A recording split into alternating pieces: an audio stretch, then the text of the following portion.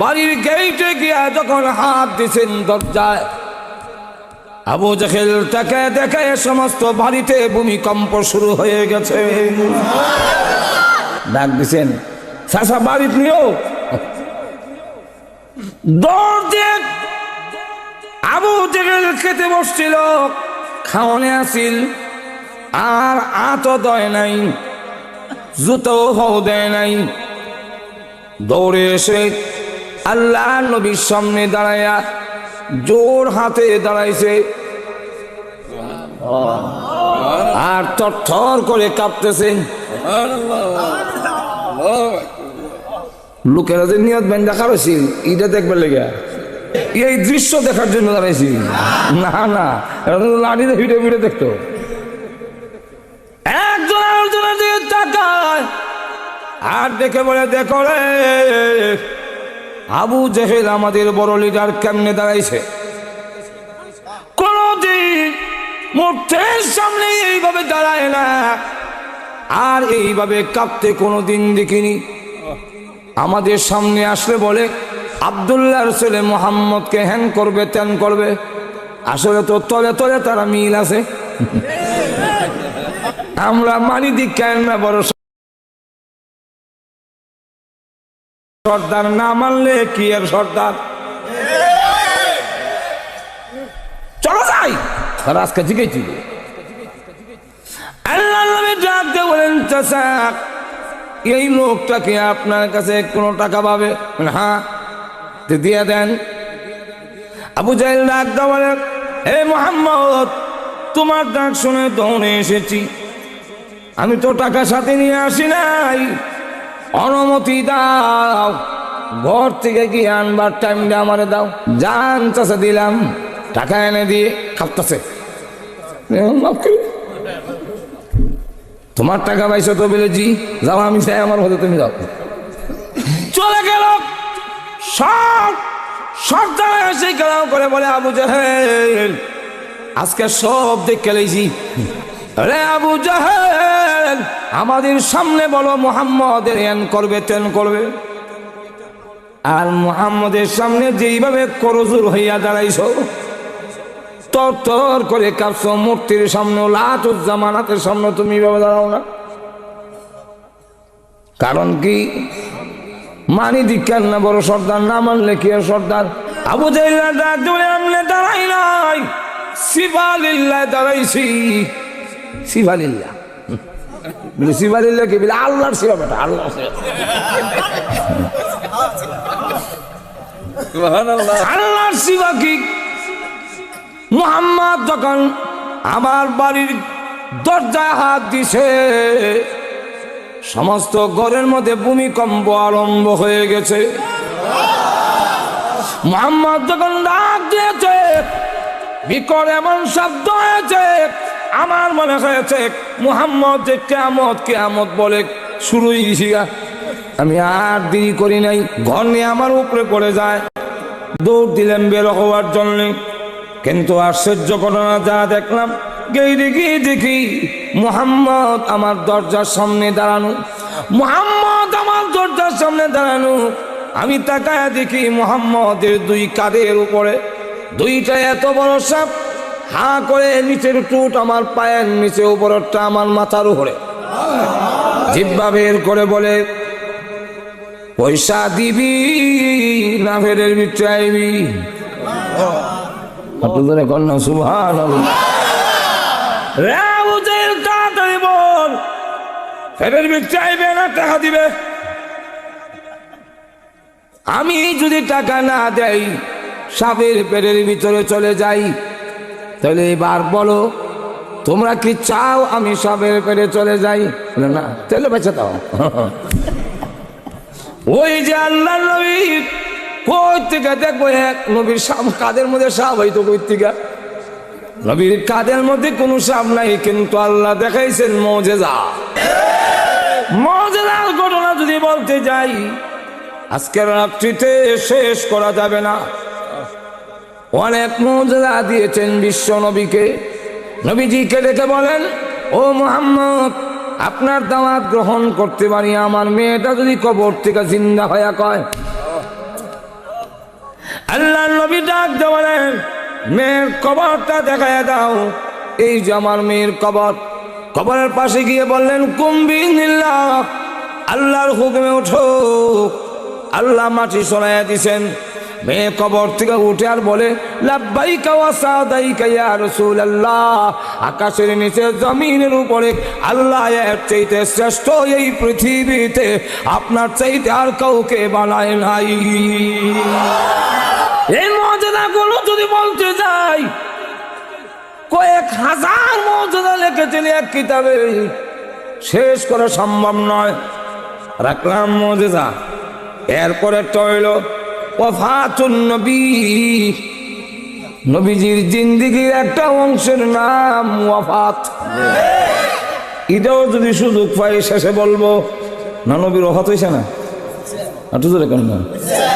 ওয়াফাতের সময় এটাকে ওয়াসালও বলা হয়, ওয়াফাতও বলা হয়।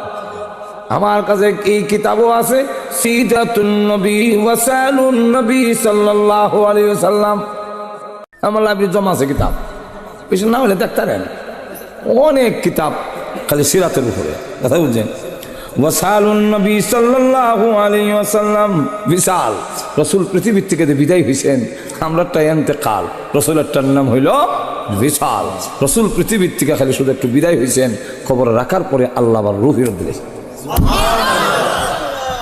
বুঝছেন?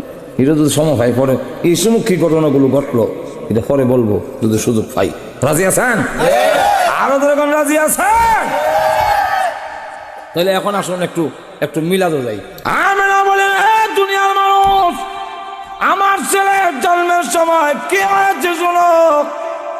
আমি তাকা দেখি আকাশে নয়, অসংখ্য অগণিত তারকা আমার ঘরের এত কাছে এসেছে। আমি আমেনা ইচ্ছা করলে তারকাগুলো হাত দিয়া ধরতে পারতাম।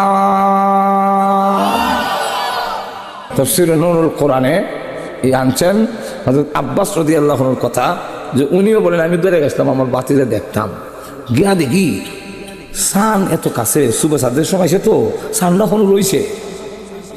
আমি এত কাছে দিকে এদিকে একবার মোহাম্মদের দিকে তাকাই, আবার সামনের দিকে তাকাই, তাকাই দেখি আমার বাতি যাওয়া সামনের দিকে চাই আছে, মুচকি হাসে।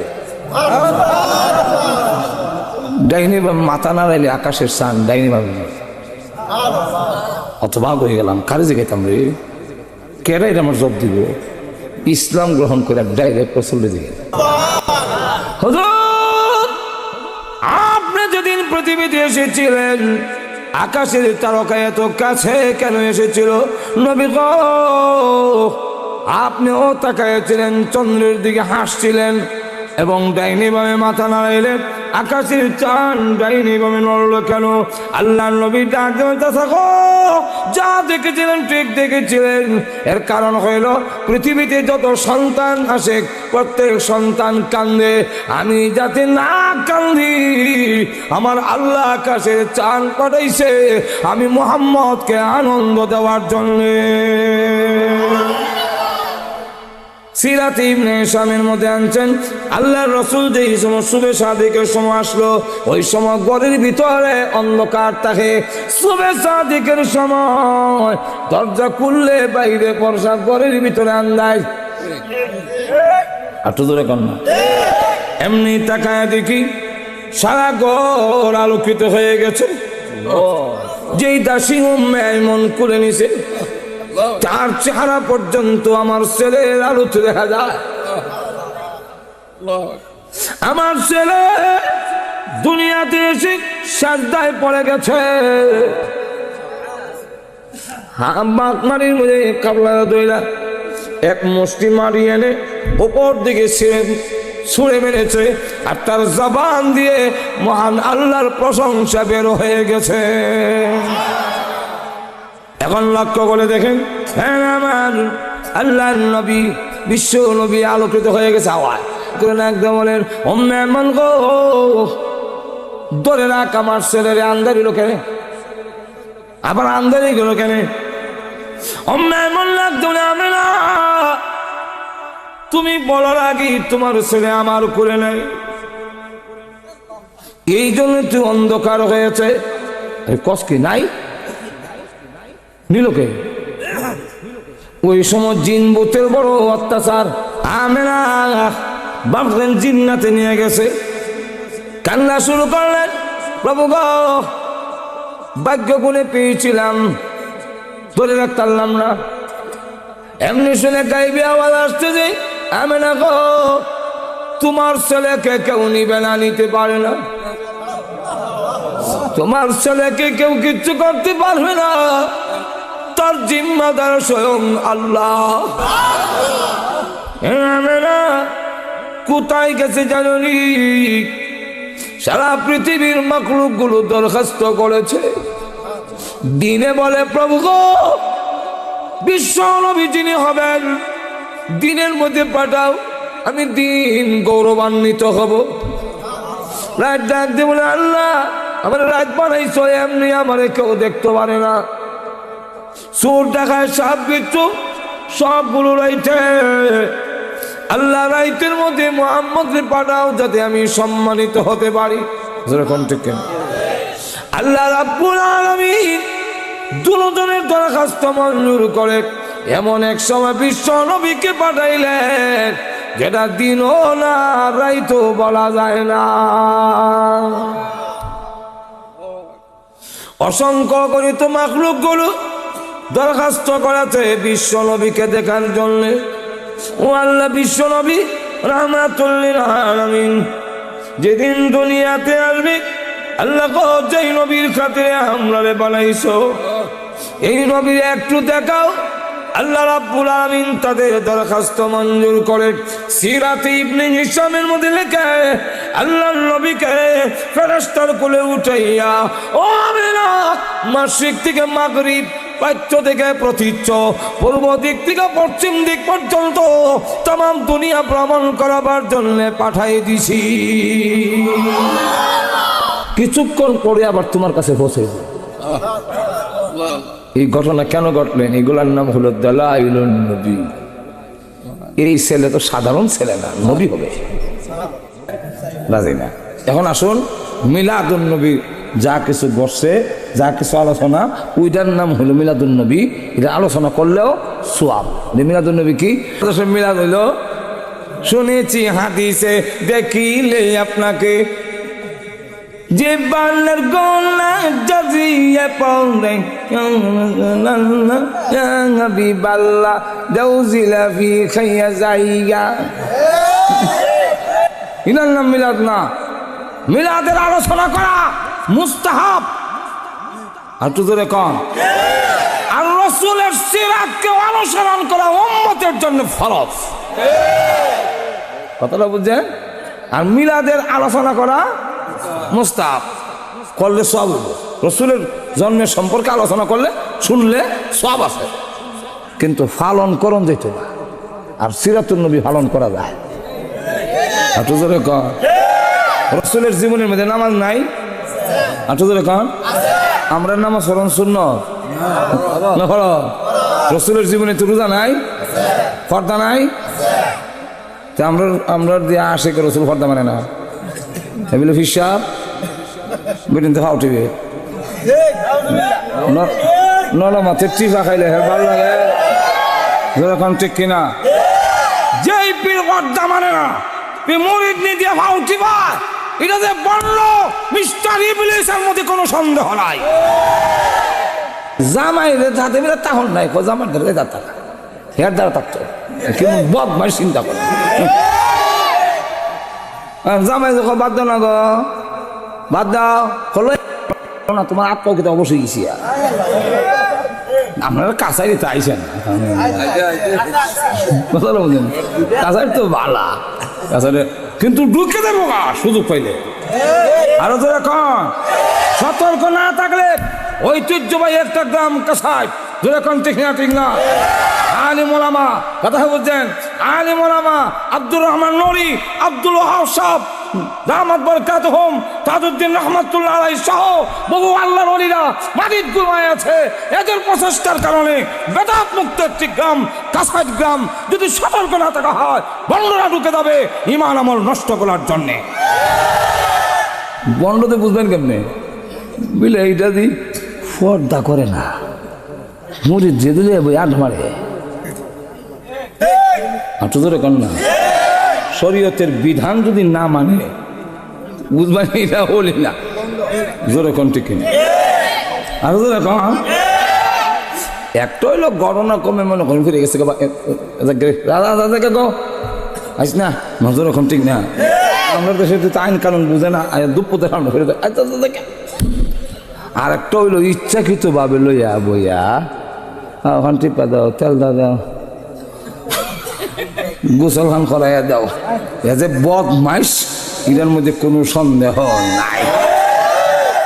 রসুল সাল্লাল্লাহু আম্মাজান আয়েশা সিদ্দিকের সাথে কথা বলতেছেন। এমন সময় আইসে একজন সাহাবী, উনি অন্ধ, আব্দুল্লাহ ইবনে উম্মে মাকতুম। সালাতু ওয়াসসালামু আলাইকা ইয়া রাসূলুল্লাহ। রসুল আয়েশা পর্দার ভিতরে যাও। রসুলের বিবিগণ আমরার মা, আল্লাহ কোরআনের ডাইরেক্ট উল্লেখ করছেন। হাঁটু জোরে কন্যা। এরপরেও রসুল বলতেছেন পর্দার আড়ালে যাও। আম্মাজান আয়েশা তো খুব বুদ্ধিমতী মহিলা, উনি ডাক দেয়া কয় হুজুর আমি পর্দার গিয়ে কিতা করতাম, উনি তো চোখে দেয় না, আমি কথা কইতাম না, বইতাম, দেখতো না তো।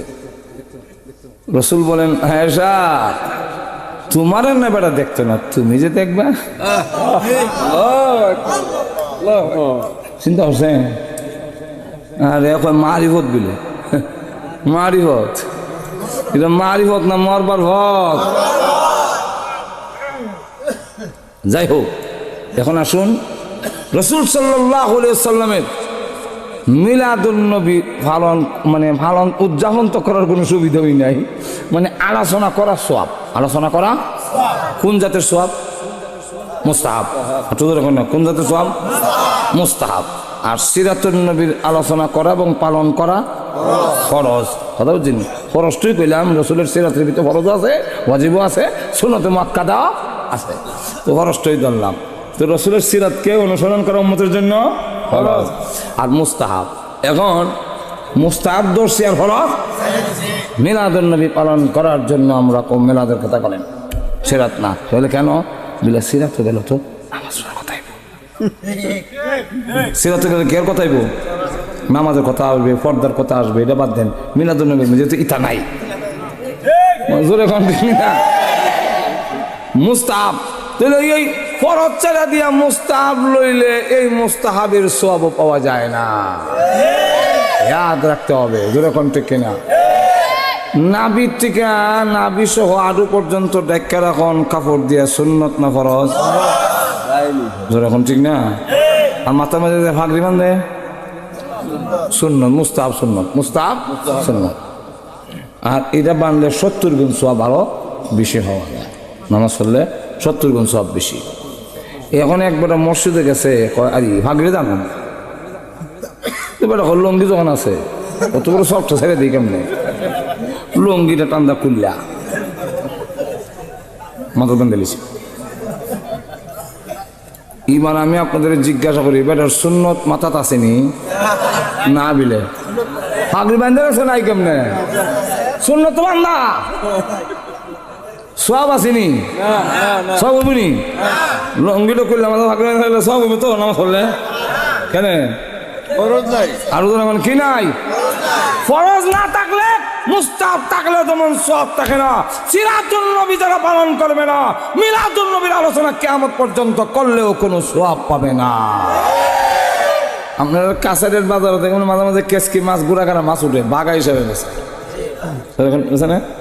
তুই এক বাগা কত বলে 100 টাকা, নাও দাম হয়ে যাবে বেশি, না নেন এক আর কাপড় দেয় এক্সট্রা অতিরিক্ত লাগাইয়া দেয়, এটা হয় ফাও।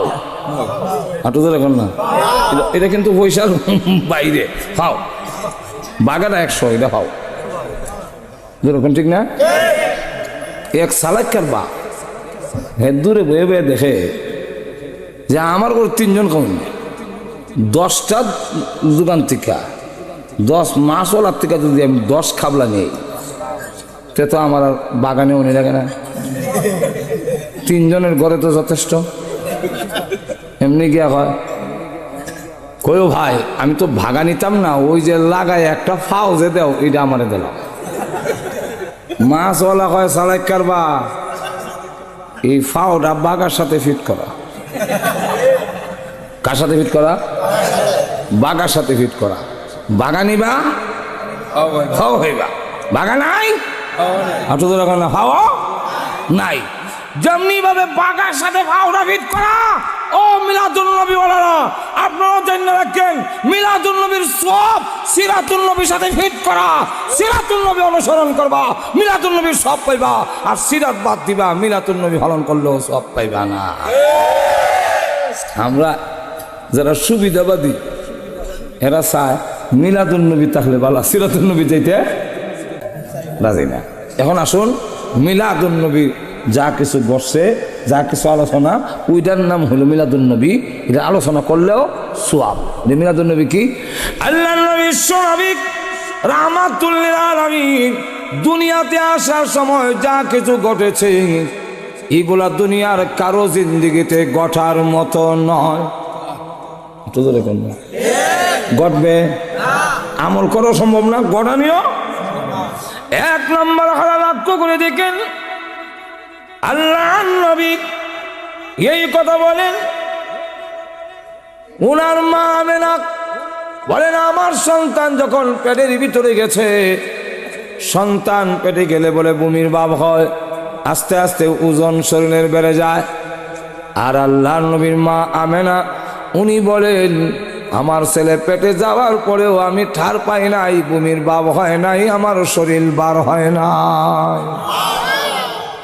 দুনিয়ার এমন কোন মহিলা নাই যেই মহিলার সন্তান হওয়ার সময় প্রসব বেদনা হয় নাই। সব মহিলাদের প্রসব বেদনা হয়।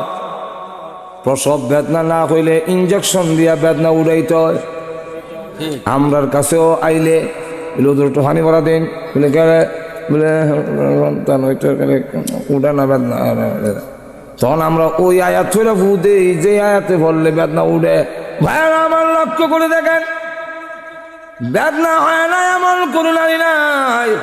কিন্তু আমেনা বলেন, আমার মুহাম্মদ যেদিন দুনিয়াতে এসেছে, আমি আমেনা আমার প্রসব বেদনায় একটু ঠার পাই না। আচ্ছা বলেন তো দেখি, এটা আমরা আমল করতাম পারুন তো? পারবেন তো আপনারা? যে আমার বোট লেভেলে ইনশাল্লাহ হারবো বলে আমল করতে, এটা আমল করতে পারবেন? আপনি কি আপনার ওয়াইফ সন্তান প্রসব হবার সময় আর ব্যথা হবে না, যাও দিলাম, এটা আছে নাকি? এটা জিন্দিগি তো আমল করা সম্ভব না। এটা নবীর জন্য, এই জন্য কোন ঠিক না। এটা বিশ্ব নবীর, এই যে বিশ্ব নবীর মার বেদনা হইল না, এর আলোচনা করলে করা যাবে কিন্তু আমল করা যাবে না। এটার নাম হইল মিলাদুন নবী। রসুল আইসেন কুরআন লইয়া, আর আমরা দেশের তথাকথিত আশিকের রসুল আইসে গজল লইয়া। ইসলাম ঘোষণা দিছে, ওমিনান নাসি মান ইয়াশতারি লাহুল হাদিস।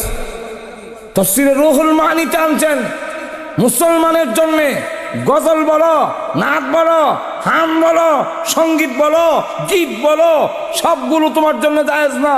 কেন জায়েজ না? তুমি সুবহানাল্লাহ বলবা, তুমি আলহামদুলিল্লাহ বলবা, তুমি আল্লাহু আকবার বলবা। একবার সুবহানাল্লাহ বললে জান্নাতে বলের গাছ লাগানো হয়। একবার সুবহানাল্লাহ আলহামদুলিল্লাহ বললে তামলাআনে আও তামলাউ মা বাইনাস সামাওয়াতি ওয়াল আরদ, আসমান আর জমিনের পাক জায়গাটা সম্পূর্ণ সবে ভরপুর হয়ে যায়। একবার আল্লাহু আকবার কইলে তাকবীরাতুন ওয়াহিদাতুন খায়রুম মিনাদ দুনিয়া মা ফিহা। এই পৃথিবী এবং তার মধ্যস্থলে যা আছে সব থেকে উত্তম। তুমি আল্লাহু আকবার কও, সুবহানাল্লাহ কও, আলহামদুলিল্লাহ কও, কুরআন শরীফ পড়ো, দুরূদ শরীফ পড়ো, ইস্তেগফার পড়ো। এত জোরে কর না, এটার কি সওয়াব? এটা তো কোনো সওয়াব নাই। জোরে কোন ঠিক কিনা?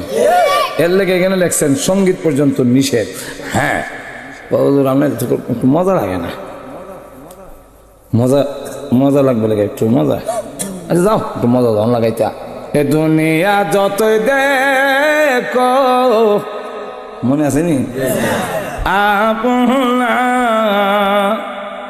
আরে ময়রা গেলে সবই হবে বেগানা। যেরকম ঠিক কিনা? কথা তো বলা, যেরকম ঠিক কিনা? এই কারণে ইসলাম বলছে, হ্যাঁ এখন যদি এমন কথা যদি কও যেটা আখেরাতের দিকে মন ধাবিত হয়, যেই কথা আল্লাহর প্রশংসা, নবীর প্রশংসা হয়, দুনিয়ার দিকে যেন অশ্লীল না হয়, তাহলে শর্তের সাথে জায়েজ করে দিলাম। এখন লক্ষ্য করে দেখেন যে শর্তের সাথে দিছে, কে সাথে দিছে? এক নম্বর শর্ত অশ্লীল হইতে পারিবে না। যেমন এক বেটা দিয়ে একদিন ওয়াজের মধ্যে কইতাছে